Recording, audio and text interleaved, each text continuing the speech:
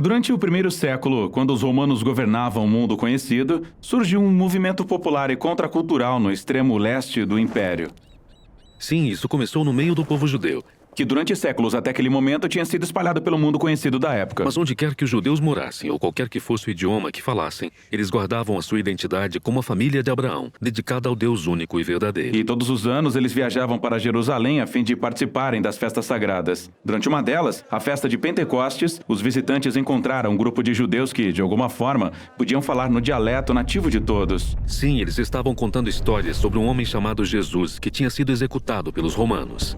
Eles diziam que ele tinha ressuscitado e agora estava sendo exaltado como o verdadeiro rei de Israel e do mundo inteiro. E agora esse Jesus estava chamando as pessoas a adotarem seu conjunto de valores não convencionais e a viverem sob seu governo, chamado o Reino de Deus. E milhares de judeus decidiram ficar em Jerusalém e se juntar ao movimento, que cresceu em termos de tamanho e influência e passou a ser recebido pelas pessoas. Mas não pelos líderes do Templo de Jerusalém. Eles achavam que todas essas coisas faziam parte de uma seita religiosa perigosa e até executaram um de seus líderes, chamado Estevão. Jerusalém tinha se tornado um lugar perigoso para eles e por isso a maioria dos seguidores foge para uma região afastada chamada Judéia. E você pode achar que esse é o final da história, mas, na verdade, essa tragédia espalhou o movimento para fora de Jerusalém. É nesse ponto que a segunda parte do livro de Atos começa. Os seguidores dispersados acabam indo para regiões surpreendentes, como a Samaria, a região dos seus inimigos mais antigos. Sim, e Lucas nos mostra como as pessoas mais inesperadas decidem seguir Jesus, como, por exemplo, um feiticeiro de Samaria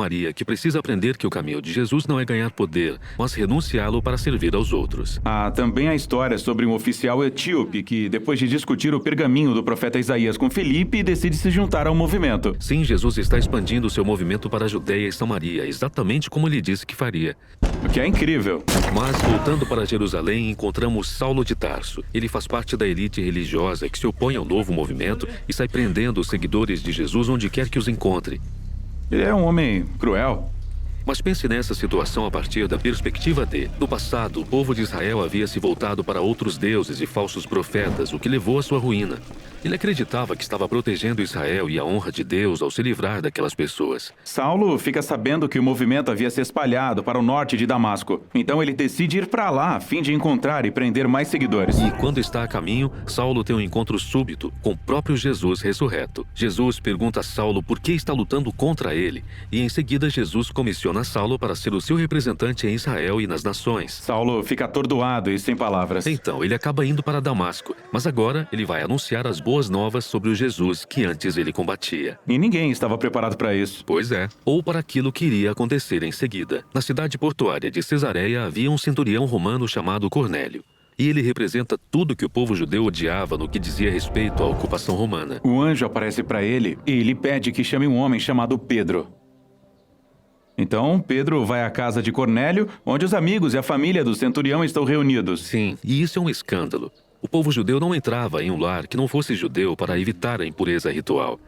Então, o que Pedro foi fazer lá? Bem, Pedro, um pouco antes disso, teve uma visão. Deus mostrou a ele os animais que o seu povo estava proibido de comer e disse a Pedro: coma. Isso foi chocante para Pedro. E ele diz: eu nunca comi coisa alguma que fosse considerada impura. E Deus responde: não chame de impuro aquilo que Deus purificou. E foi só isso, a visão acabou. Então, Pedro tem que começar uma nova dieta? Não, ele é um israelita. E a vida inteira ele tinha honrado as leis de tradição alimentar. A visão o estava preparando para o momento em que ele estaria entre os não-israelitas impuros. E ele se dá conta de que Deus está declarando que essas pessoas fazem parte da família de Abraão. E por isso Pedro decide ficar e falar com eles sobre Jesus. Então o Espírito Santo se manifesta assim como em Pentecostes, mas agora é para um centurião romano e sua família não judia. O movimento eclodiu. Agora de volta a Jerusalém, Pedro está contando para os outros apóstolos o que tinha acontecido. E eles recebem relatos sobre mais pessoas que não judias e estão seguindo Jesus na grande cidade comercial do norte, chamada Antioquia. Então eles mandam um homem lá chamado Barnabé para ver como estavam as coisas. Barnabé encontra o movimento de Jesus ativo e sem problemas em Antioquia e descobre que ele é composto por pessoas do mundo todo. Então Barnabé recruta Saulo para trabalhar com ele por um ano em Antioquia. Eles estão ensinando, vivendo entre as pessoas de lá e vendo o movimento crescer. A igreja em Antioquia foi a primeira comunidade internacional de Jesus e foi onde, pela primeira vez, os seguidores de Jesus foram chamados de cristãos, os que são de Cristo. E desse modo, o caminho de Jesus passou de um grupo de judeus messiânicos em Jerusalém para um movimento multiétnico de Jesus que estava se espalhando pelo mundo. A fé deles era a mesma. O movimento estava centrado nas boas novas sobre o Jesus crucificado, que é o Rei de todas as nações. Mas essa mensagem e seu novo modo de vida eram confusos e até ameaçadores para o cidadão romano comum que vivia ao redor deles. E veremos a seguir o conflito resultante, à medida que esse movimento se torna global ou, como Jesus disse, até os confins da terra.